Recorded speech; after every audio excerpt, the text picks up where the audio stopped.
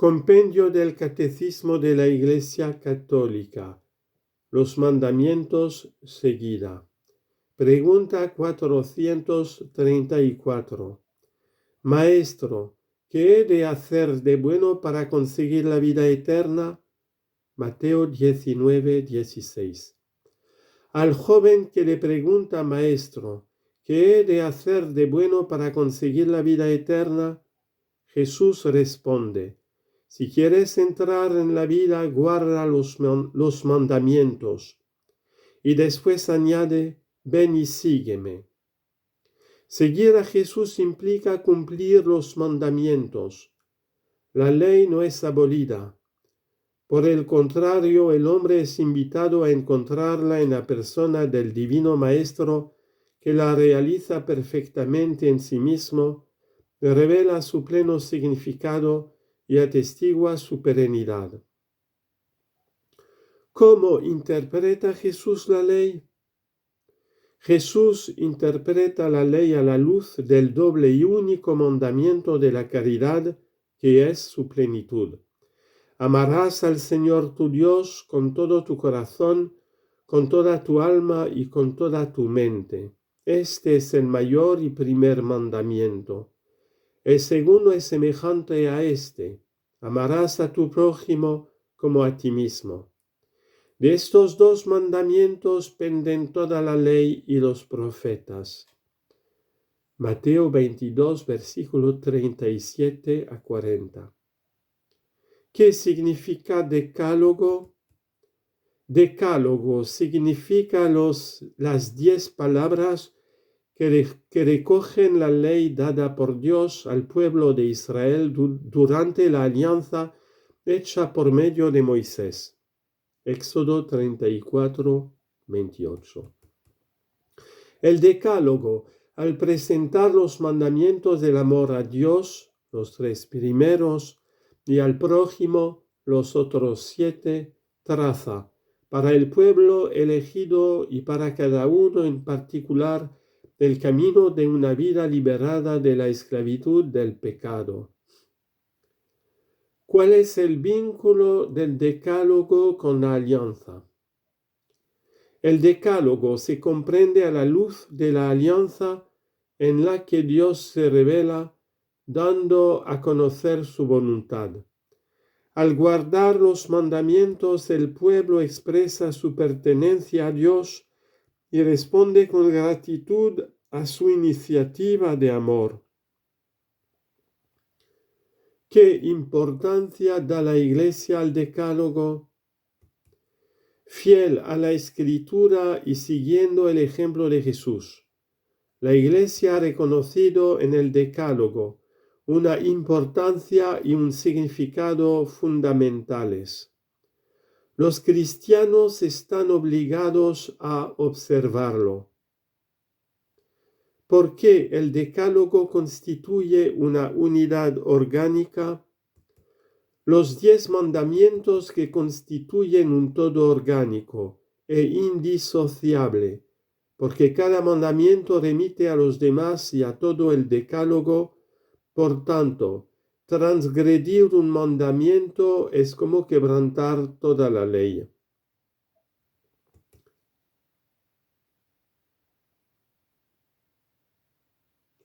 ¿Por qué el decálogo obliga gravemente? El decálogo obliga gravemente porque enuncia los deberes fundamentales del hombre para con Dios y para con el prójimo. ¿Es posible cumplir el decálogo?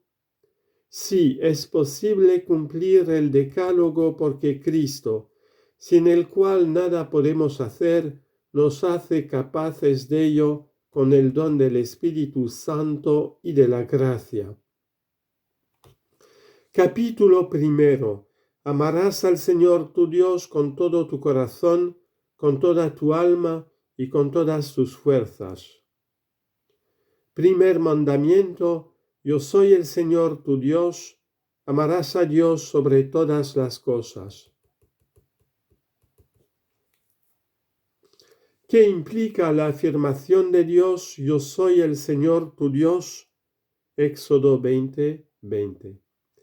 La afirmación "Yo soy el Señor tu Dios" implica para el fiel guardar y poner en práctica las tres virtudes teologales y evitar los pecados que se oponen a ellas. La fe cree en Dios y rechaza todo lo que le es contrario, como por ejemplo la duda voluntaria, la incredulidad, la herejía, la apostasía y el cisma. La esperanza aguarda confiadamente la bienaventurada visión de Dios y su ayuda, evitando la desesperación y la presunción. La caridad ama a Dios sobre todas las cosas y rechaza la indiferencia, la ingratitud, la tibieza, la pereza o indolencia espiritual, ni el odio a Dios que nace del orgullo. ¿Qué comporta la palabra del Señor? Adorarás al Señor tu Dios y a Él solo darás culto. Mateo 4:10. Las palabras adorarás al Señor tu Dios y a Él solo darás culto suponen adorar a Dios como Señor de todo cuanto existe, rendirle el culto debido individual y comunitariamente, rezarle con expresiones de alabanza, de acción de gracias y de súplica, ofrecerle sacrificios, sobre todo el espiritual de nuestra vida, unido al sacrificio perfecto de Cristo, mantener las promesas y votos que se le hacen. ¿Cómo ejerce el hombre su derecho a rendir culto a Dios en verdad y en libertad? Todo hombre tiene el derecho y el deber moral de buscar la verdad, especialmente en lo que se refiere a Dios y a la Iglesia, y una vez conocida, de abrazarla y guardarla fielmente, rindiendo a Dios un culto auténtico.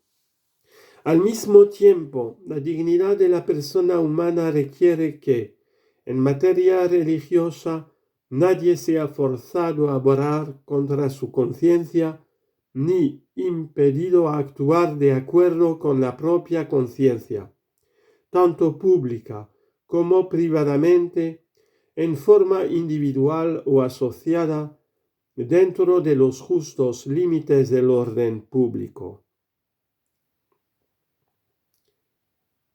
Pregunta 445. ¿Qué es lo que Dios prohíbe cuando manda: no tendrás otro Dios fuera de mí? Éxodo 22.